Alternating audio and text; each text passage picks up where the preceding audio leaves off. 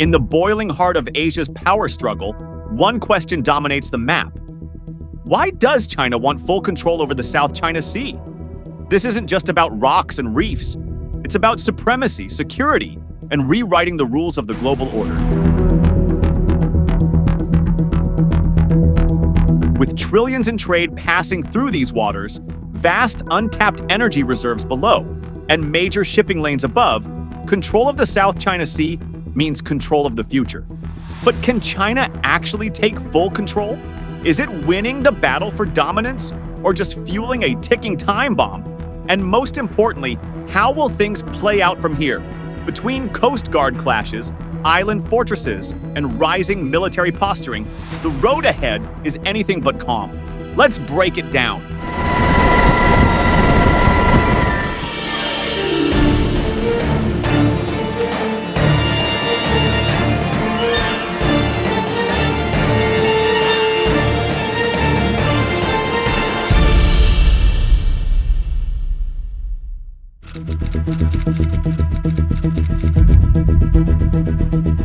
China's ambition to dominate the South China Sea isn't rooted in nationalism alone. It's a calculated pursuit of power, resources, and control over the future. This isn't just water, it's wealth.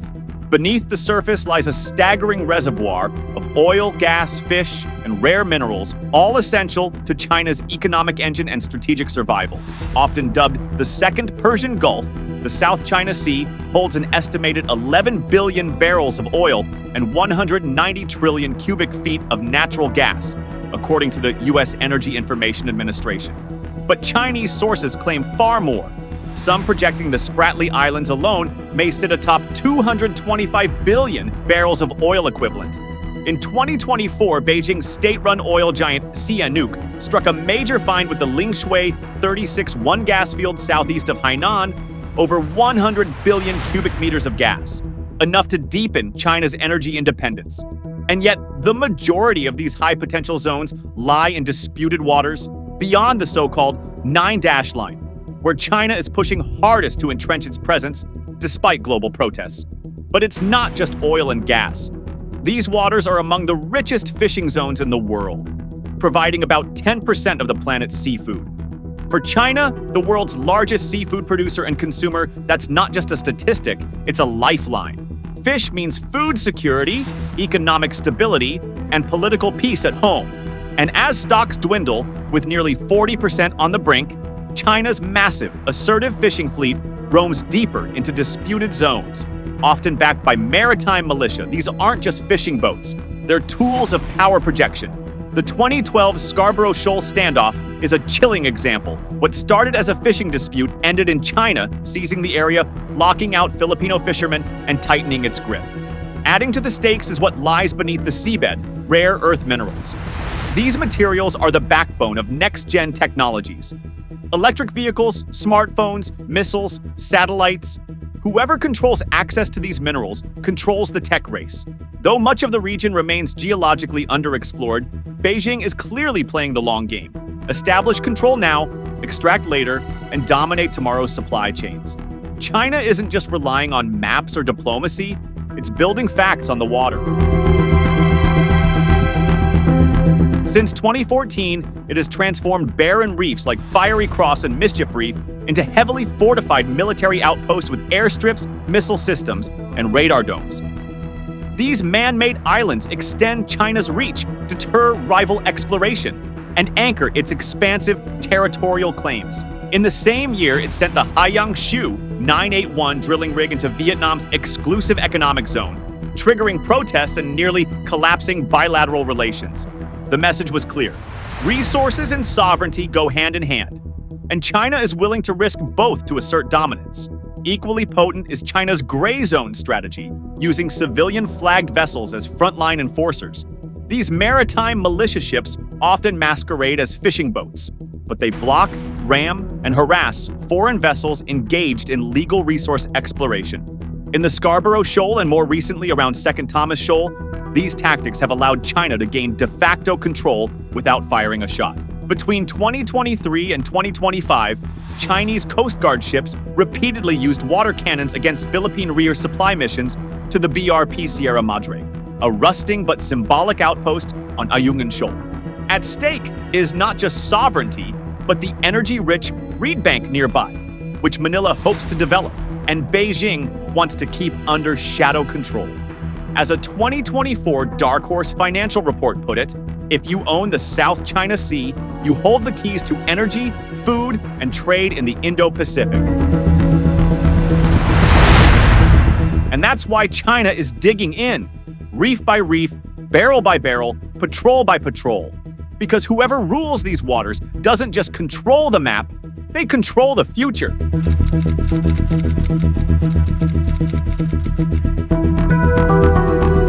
The South China Sea isn't just strategic, it's China's economic jugular.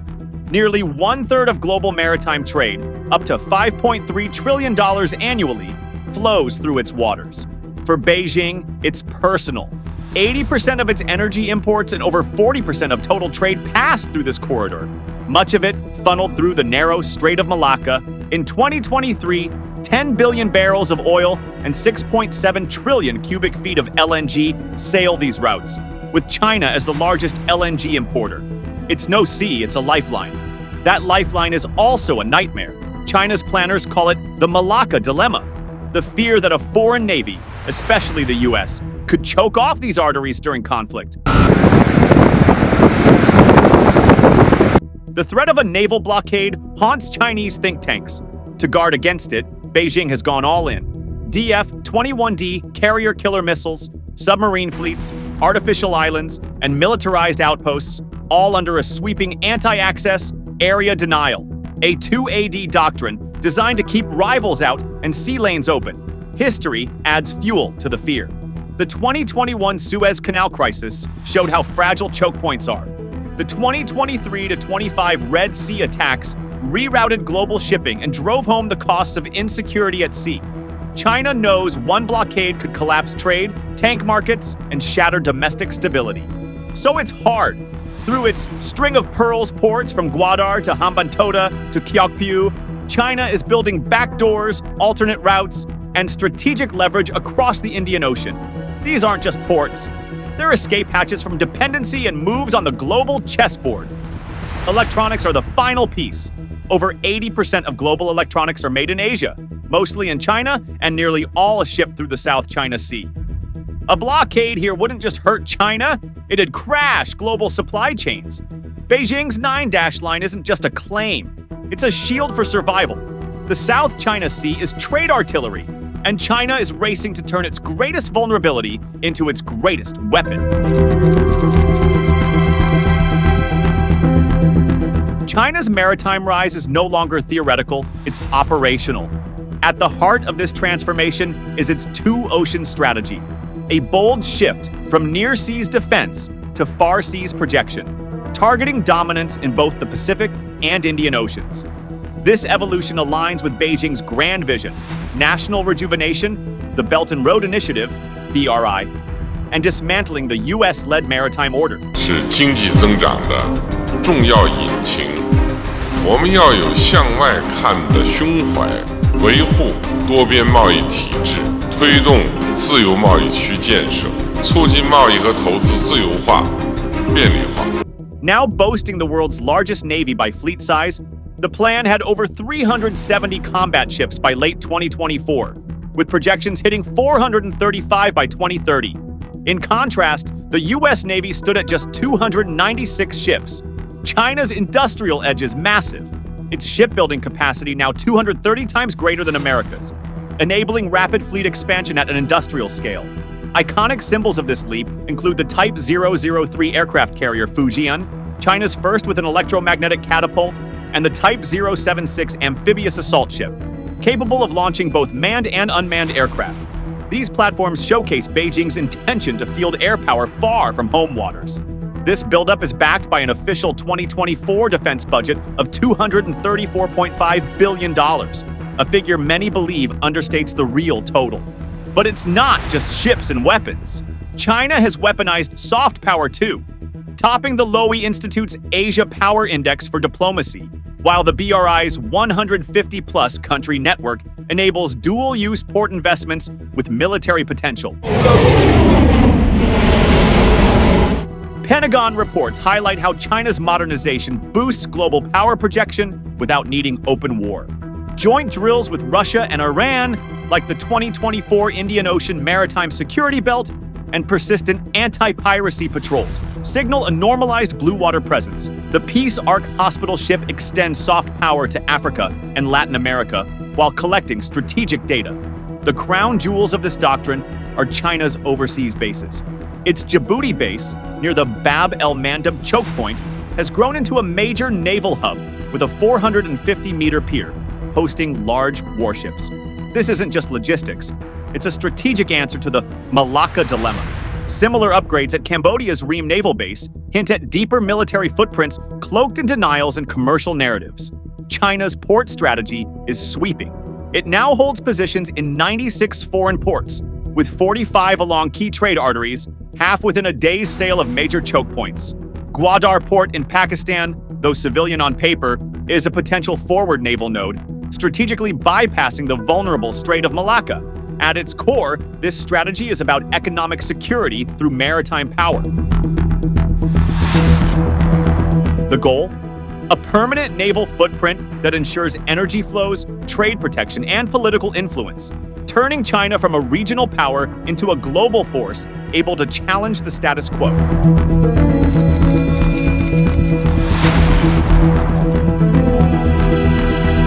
The U.S. island chain strategy, born in the Cold War, remains the backbone of American power projection in the Indo-Pacific.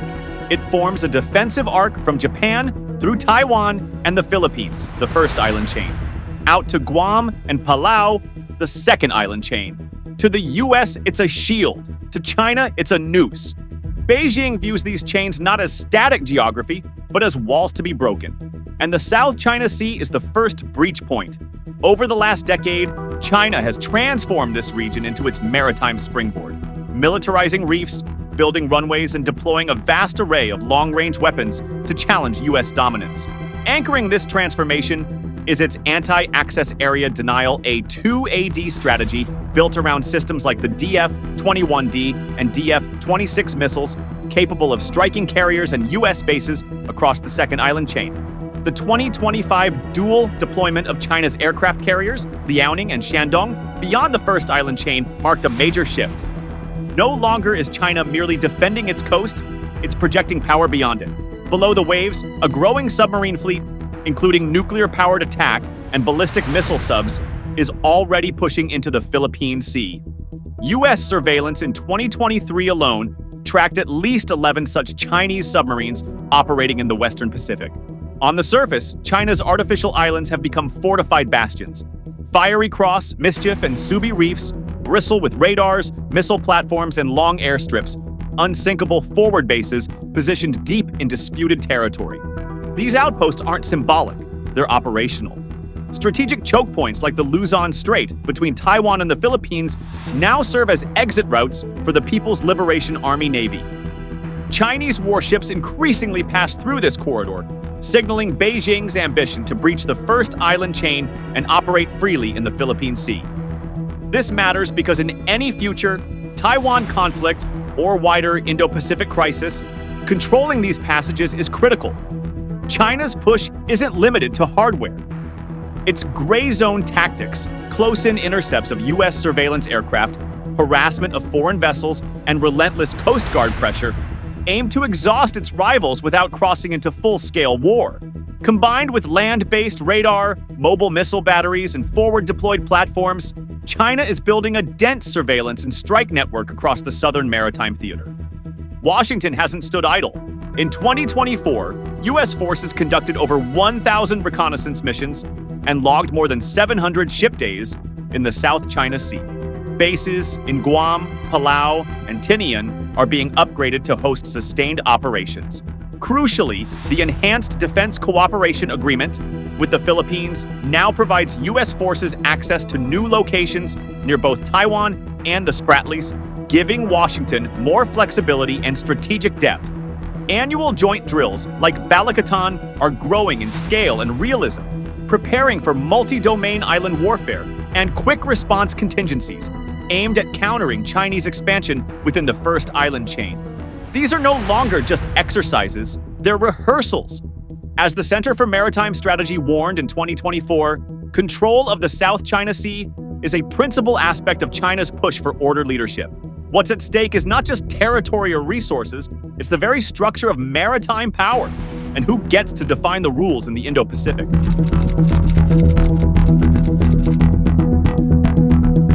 The year 2049 isn't just a milestone, it's China's mission.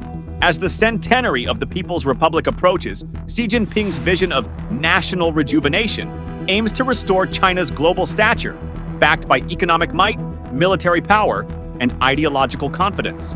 Beneath its poetic slogans lies a strategic blueprint: dominate key industries, challenge US-led systems, and shape a new global order.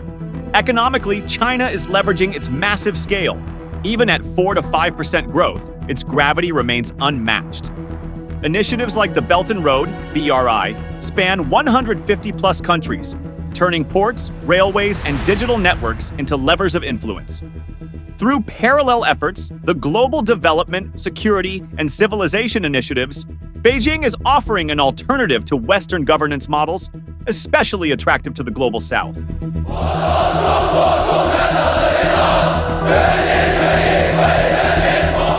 Militarily, China is racing toward its 2049 goal of building a world-class armed force. By 2027 and 2035, key benchmarks focus on combat readiness and technological superiority. The PLA is integrating AI, quantum tech, and big data, while the PLA Navy, now the world's largest by fleet size, expands its global reach. Strategic dominance in the South China Sea is central. Its fortified islands and missile systems serve both defense and projection. Xi's ideology blends Marxism, nationalism, and civilizational revival. The Chinese dream is rooted in overcoming past humiliation and regaining rightful influence. Military-civil fusion turns civilian innovation into defense power, accelerating advances in semiconductors, AI, and space tech, especially in response to US restrictions. In the Global South, China builds influence through aid, investment, and diplomacy, not charity, but strategic alignment. Many of these nations now support China's stance on sovereignty, cyberspace, and human rights in global forums. At the heart of this ambition lies Taiwan. Though not tied to the 2049 date, reunification is a symbolic keystone. 实现祖国完全统一，是民心所向，时代潮流，历史必然，是任何势力都阻挡不了的。Control of the South China Sea enhances Beijing's leverage, securing sea lanes and staging areas while deterring US intervention. Ultimately, China 2049 isn't just a deadline, it's a destination. Xi's China aims not just to rise, but to reshape the rules, economically, militarily, and ideologically. And if current trajectories hold, and it's not a question of if, but when. China aspires to dominate the South China Sea, but the reality is far more contested than complete control. Its expansive claim, based on the 9-dash line covering nearly 90% of the SCS, was invalidated by the 2016 Permanent Court of Arbitration. Despite the ruling, Beijing continues to assert historical rights, deploying military, legal, and economic tools to enforce its claims. China has firm control over the Paracel Islands, especially Woody Island, which hosts airstrips, missile systems, and surveillance platforms. In the Spratlys, it has transformed 7 reefs into militarized artificial islands, 3 of which have 3,000 meters runways and robust missile defenses. At Scarborough Shoal, China has maintained effective control since 2012, using its powerful Coast Guard and maritime militia to enforce access denial and harass rival claimants. The Philippines has emerged as the most vocal challenger. Under President Marcos Jr., Manila has intensified resistance, especially around Second Thomas Shoal, where Philippine forces maintain a beached warship. Incidents involving Chinese water cannons, militia swarms, and maritime standoffs are now routine. Despite the 2016 legal victory affirming its EEZ rights, Manila faces relentless pressure. Vietnam contests both China's presence in the Paracels and its fishing bans within Vietnam's exclusive economic zone. Hanoi protests routinely and resists Chinese interference in offshore oil operations, though with limited success. Malaysia and Indonesia have also pushed back Kuala Lumpur through energy exploration, and Jakarta via Coast Guard deployments around the Natuna Islands. Though both prefer calibrated diplomacy, Brunei remains low profile, avoiding confrontation. China's dominance is built on a mix of militarization, legal rejectionism, and coercive gray zone tactics. Yet its position remains far from absolute. Regional resistance, international legal rulings, and the geopolitical interest of external powers like the US and Japan mean the South China Sea remains a contested and volatile maritime theater. Control for now is strategic, but not total.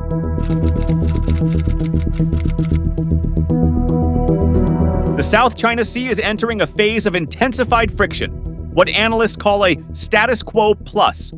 China will double down on dominance without open conflict, relying on gray zone tactics, Coast Guard harassment, maritime militia blockades, and continued militarization of artificial islands with advanced missile, radar, and airfield systems. Economically, Beijing will use trade and the Belt and Road Initiative as levers, pressuring neighbors while separating economic ties from territorial disputes. Southeast Asian claimants will push back. The Philippines, under Marcos Jr., will deepen defense pacts and boost patrols. Vietnam will quietly reinforce its outposts. Others like Malaysia, Indonesia, and Brunei will hedge carefully, balancing security with China against economic dependence. ASEAN won't unify, and the code of conduct talks will likely stall. External powers led by the US, Japan, India, and Australia will step up patrols and regional support. US freedom of navigation operations and military access agreements like EDCA will anchor this response. Tensions will rise. More ships and aircraft in contested waters raise the risk of miscalculation, especially without crisis hotlines or protocols. Any conflict over Taiwan could spill into the South China Sea, transforming it into a key battleground. Environmental damage will worsen too. Coral reefs and fisheries are already collapsing due to overfishing, pollution, and dredging, endangering food security.